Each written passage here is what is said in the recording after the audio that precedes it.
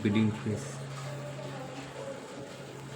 এই রকমের প্রত্যেকটা পিসে আমার ব্রিডিং করা নিজের ঘরে।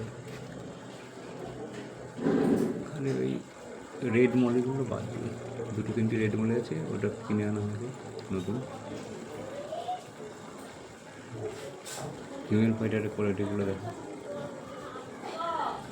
জেব্রা ব্রিডিং করেছি, একবার সাকসেস হয়েছি, সেই বেবিগুলো বড়ো হয়ে গেছে।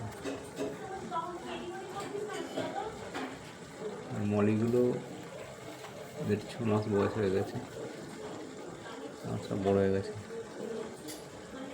অনেকগুলো হিউম্যান ফাইটার আছে।